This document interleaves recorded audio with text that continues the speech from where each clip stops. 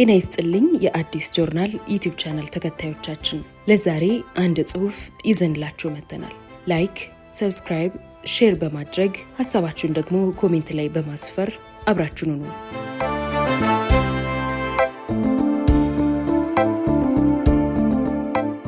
ስለ ስልሳዎቹ ባለስልጣናት ግድያ ያልተነገሩ እውነታዎች።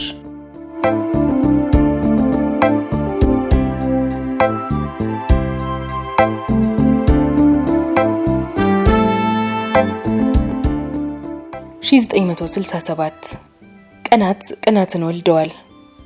ሀገሪቱ ከጫፍ እስከ ጫፍ በአዲስ አበባ የለውጥ ማዕከል ውስጥ እየተናወጠች ነው።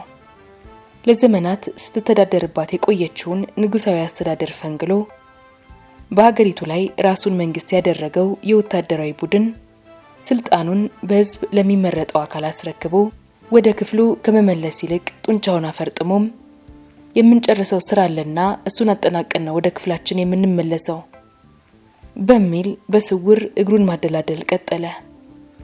ህዳር 14 ቀን 1967 ደርግ ጽህፈት ቤት በጊዜያዊ ወታደራዊ አስተዳደር ደርግ ወይንም መንግስት በጠቅላላ ጉባኤና በቋሚ ኮሚቴነት ንዑሳን ኮሚቴነት የተዋቀሩና ስልጣን በብቸኝነት ይዘው ያሉት ቡድኖች ለፖለቲካ እስረኞች የፖለቲካ ውሳኔ ለመስጠት በዚህ ቀን በደርግ ጽህፈት ቤት ጠቅላላ ስብሰባ ተቀምጠዋል። ሰው መግደልን አጀንዳ አድርገው ተወያይተው ለመግደልም ተስማምተው በእነሱ ቁጥጥር ስር የነበሩ ሰዎችን ፊውዳል መኳንንትና መሳፍንት ስለሆኑ ደማቸውን የንጹህ ሰው ደም እንደፈሰሰ አንቆጥረውም፣ ጨካኞች ናቸው በማለት እንዲገደሉ በአንድነት ወስነውና ውሳኔው እንዲፈጸም ለእስረኞች ኮሚቴ ለደርግ አባላት ትዕዛዝ ሰጥተው ከህግ ውጪ በአዲስ አበባ ወህኒ እስር ቤት ውስጥ 59 ሰዎች በጥይት ተደብድበው እንዲገደሉ አደረጉ።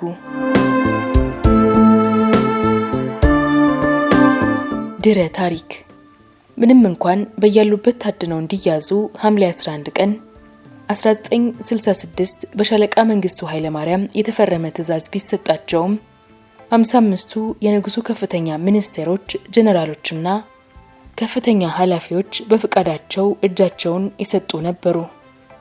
ከሟቾቹ አንዱ የሆኑት ሌተናንት ጀነራል በለጠ አበበ መስከረም 22 ቀን 1967 ለጊዜያዊ ወታደራዊ አስተዳደር ደርግ የጻፉት ማመልከቻ የሚከተለው ነው። ሰኔ 28 ቀን 1966 ከደርጉ ዘንድ ትፈለጋለህ ተብዬ በተነገረው ቃል ከቤቴ ያላንዳች ጥርጣሬና ማወላወል ወደዚህ ክፍለ ጦር ያላንዳች አጃቢ በራሴ ፍቃድ ብመጣ ወደ እስር ቤት እንድገባ ታዝዤ ያላንዳች ጥፋት ሳልጠየቅ 3 ወር ሙሉ በእስር ቤት እገኛለሁ። የደርጉን ስራ የምታካሂዱት ባለስልጣኖች ሚስቶችና ልጆች አላችሁ ብዬ ስለማምን እነሱን በምታስቡበት መንፈስ የኔንም ቤተሰብ ችግር እንድትመለከቱልኝ ያሳስባለሁ። እንኳን እናንተ ወንድሞቻችን ይቅርና በአዲዮናዊ ጣሊያን እንኳን ሀገራችንን በወረረ ጊዜ እጃቸውን ሰጥተው ያሰራቸውን ሰዎች ንብረት ሳይዝ በሚስቶቻቸውና በልጆቻቸው እጅ ቆይተው የታሰሩበት ድረስ ስንቅ እያቀበሉ እንደነበር ቢጠየቅ ግልጽ የሆነ ታሪክ ነው። ስለዚህ አጥፊ ወይንም ንጹህ መሆኔ በዳኝነት ታይቶ እስኪታወቅ ድረስ የተያዘው የቤቶቼ ኪራይና ሌላውም ንብረቴ እንዲለቀቅ ደርጉ ትዕዛዝ እንዲሰጥልኝ ሲል በቅን ልቦና ለምናለሁ። ይሁን እንጂ ዳኝነት አልተገኘም። ያለ ጥያቄ 3 ወር ስለመታሰራቸው ሲያመለክቱ ህይወታቸውን ያለ ፍርድ ተነጠቁ።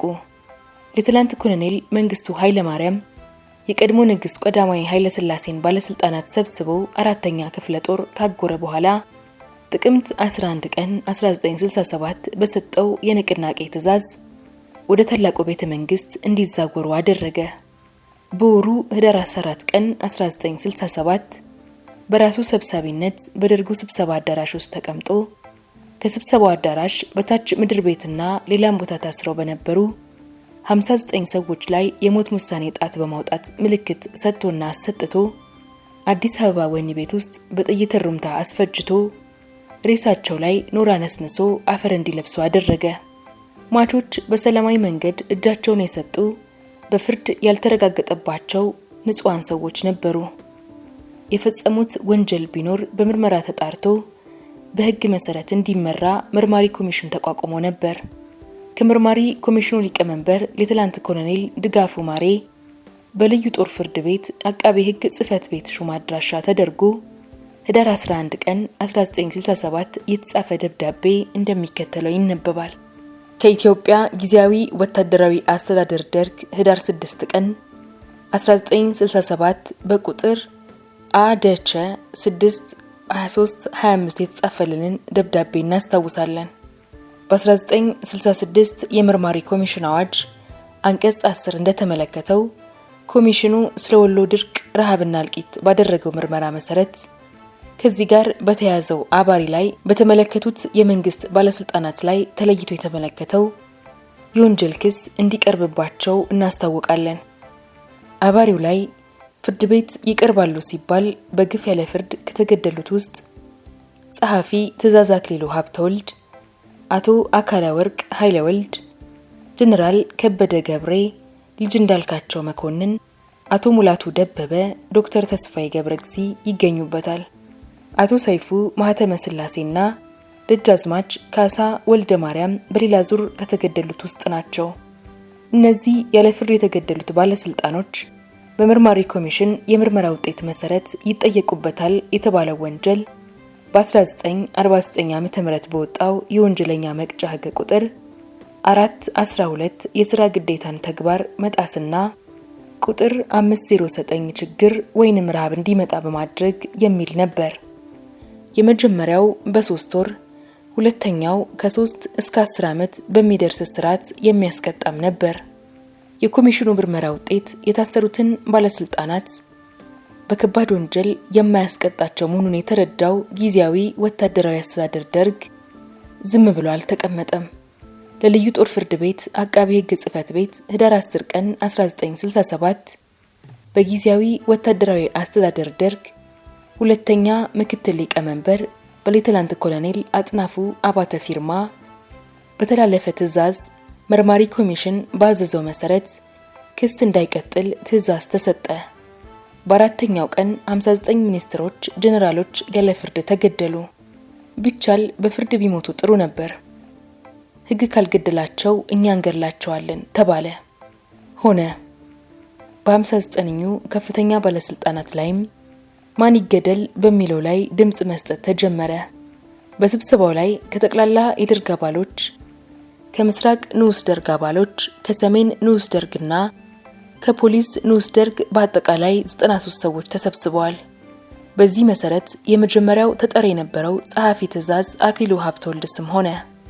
በ93 ድምጽ እንዲረሸኑ ተወሰነ።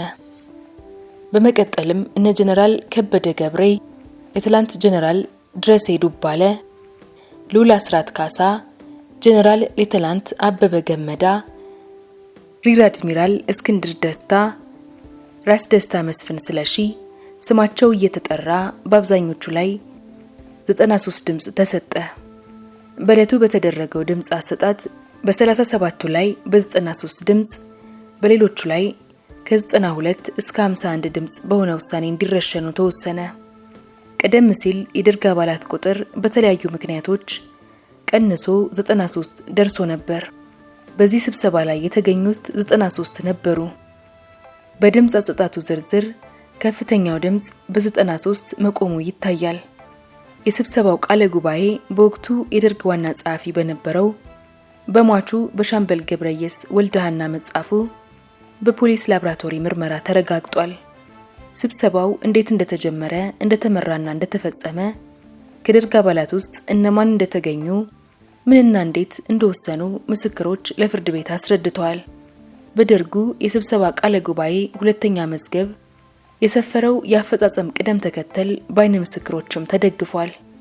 በውሳኔው መሰረትም አዲስ አበባ ወህኒ ቤት ተገኝተው ሞት የተወሰነባቸው ሰዎች ቅጣቱን በትክክል ማየታቸውን እንዲያረጋግጡ 9 የደርግ አባላት ሲመረጡ የደርጉ የእስረኛ አስተዳደር፣ የመከላከያ፣ የደህንነትና የሥራ አስፈጻሚ ኮሚቴ እንዲያስተባብሩ በደርጉ ጠቅላላ ጉባኤ ተወስኖ እርምጃ ተወሰደ።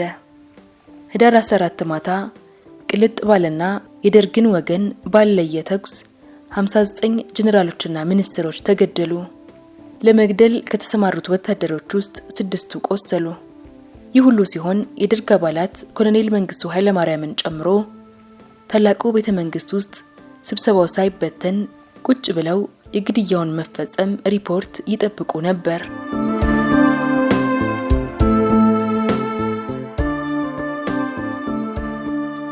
ጉዞ ወደ መረሸኛ። በእስር ቤት ውስጥ ታስረው የነበሩና ያንን ዕለት የሚያስታውሱት የልዩ አቃቤ ሕግ ሁለተኛ ምስክር በዕለቱ የተፈጠረውን እንዲያስረድተዋል። 12 ሰዓት በሚሆን ጊዜ በእስር ቤቱ ግቢ ውስጥ ከሌላው ቀን በተለየ ባዛዎች ይበሩ ጀመር። ከምሽቱ 1 ሰዓት አካባቢ ተጨማሪ የታጠቁ ወታደሮችና የእስር ቤት መኪኖች መጡና እስር ቤቱ ግቢ ገብተው ቆሙ። በዕለቱ የእስር ቤቱ በር በጊዜ ተዘግቶ ነበር። ክፍት በነበረው ቦታ ብርድ ልብስ ሸፈኑበትና ወደ 1 ቁጥር እስር ቤት ሄደው የእስረኞችን ስም መጥራት ጀመሩ። ከ1 ቁጥር እስር ቤት 20 ሰዎችን ጠርተው አስወጣቸውና እኔ ወደነበርኩበት ቁጥር 2 እስር ቤት መጥተው በሩን ከፈቱ። በዚህ ጊዜ ሻለቃ ጌታቸው ሺበሺና አብሮት የነበረ ስሙን የማላስታውሰው ወታደር ወረቀት ይዘው ከዚህ ውስጥ ሰዎችን ስንጠራ ቶሎ ብላችሁ ውጡ አሉና መጥራት ጀመሩ። እነሱ ስም ሲጠሩ የእስረኞች ኃላፊ ዶክተር ምናሴ ኃይሌና እኔ ምክትል ስለነበርን በር ላይ ቆመን ወደ ክፍሉ እያስተጋባን እስረኞችን መጥራት ቀጠልን። በእኛ ክፍል አብረን ታስረን ከነበረው ውስጥ 27 ሰዎች ተጠርተው ወጡና ከ1 ቁጥር ከወጡ እስረኞች ጋር አደባለቋቸው። ወዲያው በሰንሰለት እያቆራኙ ያስሯቸው ነበር። እስረኞቹ ሲወጡ ከእስረኞች ውስጥ ኮሎኔል አለም ዘውድ ተሰማን መልካም ዕድል ስላቸው ባካው ቀነዋል አሉኝ። ሌተናንት ጀነራል ደበበ ኃይለ ማርያም ተጠርተው በር ላይ ደርሰው ወደ ውስጥ ተመልክተው ከኛ ጋር ታስረው የነበሩት ከአክሱም የመጡ ኑብራድ ገብረስላሴ ፀሐይን ይፍቱኝ ብለው መስቀልን ተሳልመው ወጡ። ልጅ እንዳልካቸው ታሞ ተኝቶ ስለነበር ስጠራው ደሞ ምን ይሆን ብሎ ወጣ። አብዛኛው እስረኛ በቢጃማ ነበር የወጣው። ከነዚህ ውስጥ ሉላ አስራት ካሳ ታመው እግራቸው እያነከሰ በቢጃማ ነበር የወጡት። ልብስ ይቀይሩ መድኃኒት የያዙ ሲባል አሁን ይመለሳሉ ቶሎ ብለው ይጡ በማለት አስወጧቸው። እስረኞቹ ከወጡ በኋላ የኛ በር ተዘጋ። ወዲያው መኪኖቹ ተንቀሳቀሱና ሄዱ። እኛ ከታሰርንበት ውጪ ሌሎች 4ኛ ክፍለ ጦር ከነበሩ እስረኞች ውስጥ በዛን ዕለት ኮሎኔል ይገዙ ይመኔን አይቻለሁ። እንዲሁም ስማቸውን ለመጥራት ብቸገርም እኛ ከታሰርንበት ውጪ ታስሮ የነበሩት እስረኞችን አይቻለሁ። ሰዎቹ ይመለሳሉ ብለን ስንጠብቅ ሳይመለሱ ቀሩ። በማግስቱ ጠዋት 1 ቁጥር እስር ቤት ውስጥ ታስረው የነበሩት ወታደሮች ቢቢሲ ሬዲዮ ጣቢያ ሲያዳምጡ ሰማን። ከእስር ቤት የተወሰዱት ሰዎች ተገድለዋል በማለት ሲናገሩ ነበር። እንዲሁም ጠባቂ ወታደሮች እርስ በራሳቸው ስለ ሰዎቹ መገደል ሲያወሩ ሰማን የሚሉ እስረኞች ነበሩ። ህዳር 16 ቀን 1967 ሰኞ ለጠዋት 3 ሰዓት አካባቢ የቁጥር 1 እና የቁጥር 2 እስር ቤት ተጠሪዎች ደጃዝማች ካሳ ወልደ ማርያምና ዶክተር ምናሴ ኃይሌን የማውቃቸው ወታደሮች ትፈለጋላችሁ ብለው ወሰዷቸውና ከግማሽ ሰዓት በኋላ ተመልሰው መጡና በየክፍላችን ሰበሰቡን። ህዳር 14 ቀን 1967 የተወሰዱት እስረኞች አብዮታዊ እርምጃ ተወስዶባቸዋል፣ ማለትም ተገድለዋል። በተረፋችሁት ላይ ምንም ተመሳሳይ እርምጃ አይወሰድም፣ በአጭር ጊዜ ውስጥ ቃላችሁን እየሰጣችሁ ትፈታላችሁ ብለን እንድንነግር ታዘናል በማለት የኛ ሰብሳቢ ነገረን። ቁጥር 1 እስር ቤትም ይኸው ተገልጾላቸዋል። በማግስቱ ህዳር 17 ቀን 1967 ሻለቃ ጌታቸው ሺበሺ፣ መቶ አለቃ ጴጥሮስ ገብሬና የማላስታውሳቸው ወታደሮች እስር ቤት መጥተው እስረኛውን ሰብስበው ትላንት ለእስረኛ ተጠሪዎች የገለጽነውን ከኛ አፍ እንድትሰሙት ነው። በቀራችሁት ላይ ምንም ነገር አይወሰድም። ጥፋት ቢገኙባችሁም በፍርድ ቤት ቀርባችሁ በእስራትና በገንዘብ ትቀጣላችሁ። ጥያቄውም በትንሽ ቀናት ውስጥ ተጀምሮ ትለቀቃላችሁ። ይህንንም በእግዚአብሔር ስም አረጋግጥላችኋለሁ ብሎ ማለልን። ዝርዝሩን ከዚህ ላይ ተረዱት በማለት ለየክፍሎቹ አንዳንድ ጋዜጣ ዋናውን ሰጠን። ጋዜጣው ላይም ሰዎቹ ስለመገደላቸው ይገልጻል። እስረኞቹን ሲወስዱ ከሻለቃ ሺበሺ ጋር ሻለቃ ካሳ ያራጋው፣ መቶ አለቃ ጴጥሮስ ገብሬ፣ ፍስሐ እንደቶ የተባሉ አብረው ነበሩ። የቀሩትን ወታደሮች አላውቃቸውም። እኛ ከታሰርንበት ቁጥር 1 እና ቁጥር 2 እስር ቤት ውስጥ በጠቅላላው የተወሰዱት 43 ሲሆኑ ጋዜጣው ላይ የተገለጹት ሰዎች 59 ናቸው። ከኛ እስር ቤት ውጪ ሌላ ቦታ ታስረው ከነበሩት እስረኞች ውስጥ ጨምረው መገደላቸውን ጋዜጣ ላይ በማንበባችን አውቀናል።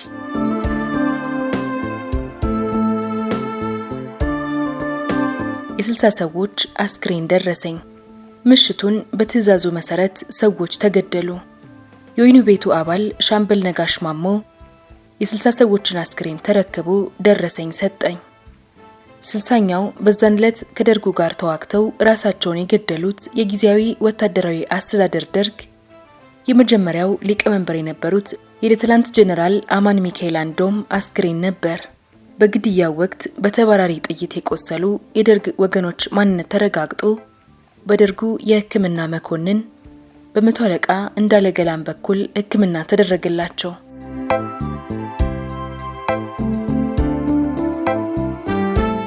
ባለስልጣናቱ ላይ እነማን ተኮሱ?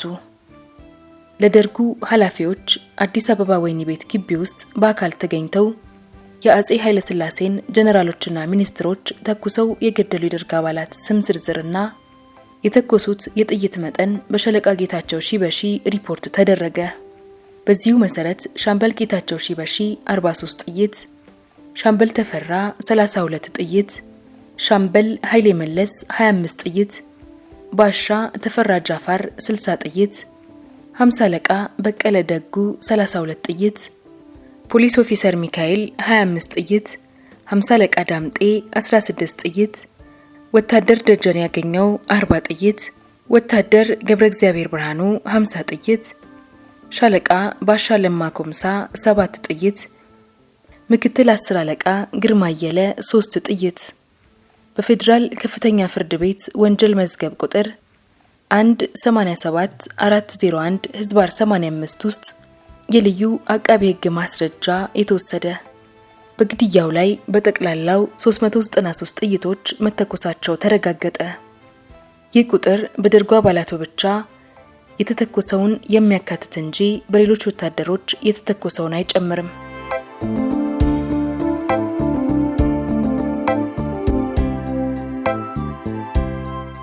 የመጨረሻዋ ሰዓት ምን ትመስል ነበር? ግድያው ሲፈጸም የነበረው የዓይን እማኝ ይናገራል። ስራ ጨርሼ ከቀኑ 10 ሰዓት ስወጣ በር ላይ ትዝ እንደሚለኝ 10 አለቃ ገረመው እንዳትወጡ ተብለናል አለኝና ቆየው። 11 ሰዓት ተኩል በሚሆንበት ጊዜ 10 አለቃው ከመሳሪያ ግምጃ ቤት ካቴና አውጣዋልና ወጣን። ከዛ በኋላ ሻምበል ባሻ ደጀኔ የሚያሽከረክረው እስረኛ ማጓጓዣ ከባድ መኪና ውስጥ ግቡ ተባልንና ከገረመው ጋር ገባን። ሌሎች እነከሌ የማልላቸው 2 ወይንም 3 የጦር ሰራዊት አባላት ጭምር ያሉባቸው መኪናዎች እየመሩን በግምት ከ12 ሰዓት ተኩል እስከ 1 ሰዓት መካከል 4 ኪሎ ቤተ መንግስት ገባን። እንደገባን ቤተ መንግስት ግቢ ውስጥ ፎቅና ምድር ቤት ያለውን ህንጻ ፊት ለፊት አዙሩና ቁሙ አሉን። መኪናው ቆመና ወረድን። አካባቢውን ስናይ ባውዛው ይበራል። ፀሐይ ሆኗል። ዙሪያው በታንክ ተከቧል። ሚሊተሪ ፖሊስ በብዛት አለ። እኛ ከጠሪዎቹ 3 እርምጃ ርቀን እስረኞቹ ከምድር ቤቱ በየተራ በየስማቸው እየተጠሩ ወጥተው እኛ ዘንድ ሲደርሱ በተሰጠን ትዕዛዝ መሰረት የአንዱን እስረኛ ግራ እጅና የሌላኛውን እስረኛ ቀኝ እጅ አንድ ላይ በማድረግ በካቴና እናቆራኛቸዋለን። ከዛ በኋላ መኪናው ላይ ሚሊተሪ ፖሊሶቹ ያሳፍራሉ። በዚህ አይነት በግምት ከ50 በላይ ሰዎች ተቆራኝተው መኪና ላይ ተጫኑ። መኪና ውስጥ ገባንና ጉዞ ተጀመረ።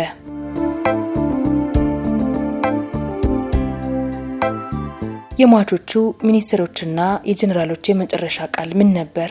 በጉዞ ላይ እስረኞቹ የት ነው የሚወስዱን? ወዴት ነው ሲሉ እኔም አላወቅኩም አልኳቸው።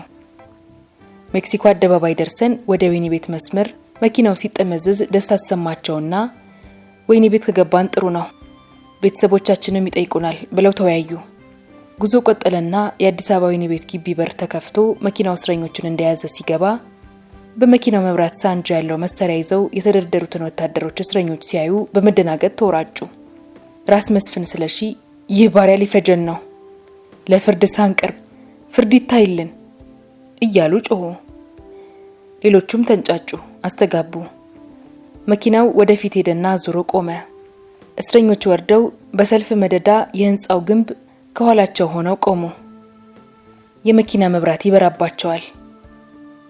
ፊሽካ ድምጽ ተሰማ። ማን እንደነፋ አላውቅም። 2 ጊዜ እንደተነፋ ተኩስ ተከፈተ። ተኩስ የተከፈተው በተደረደሩት እስረኞች ላይ ነው። በርቀት ግቢ ውስጥ ምንም መሳሪያ ሳንይዝ በማናውቀው ሁኔታ በተፈጠረው ተኩስ ተደናግጠን እያለ በጥይት ጭንቅላቴን ተመታሁ። ሆስፒታል ገባሁ። ከዚያ በኋላ የሆነውን አላውቅም።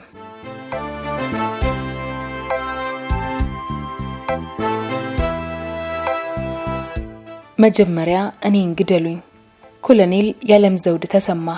ስለ ግድያው አፈጻጸም ኮሎኔል ተስፋዬ ወልደ ስላሴ ሰብሳቢው አጠገብ ሆኖ ሂደቱን በመገናኛ ሬዲዮ ይከታተል ነበር። በስተመጨረሻም የግድያው ዋና አስፈጻሚ ሻለቃ ጌታቸው ሺበሺ ከተገዳዮቹ መካከል ኮሎኔል ያለምዘውድ ተሰማ እየፎከሩ መጀመሪያ እኔን ግደሉኝ እንዳሉ ጀነራል አሰፋ አየነ ጠቅማቸዋለሁ አትግደሉኝ እንዳሉ ከርሸናው በኋላም ቀብራቸው መፈጸሙን ሪፖርቱ ለጉባኤው አቀረበ። ታሪክም እያንዳንዷን መዝግቦ እንዲህ አኖረ። ለዛሬ አበቃን።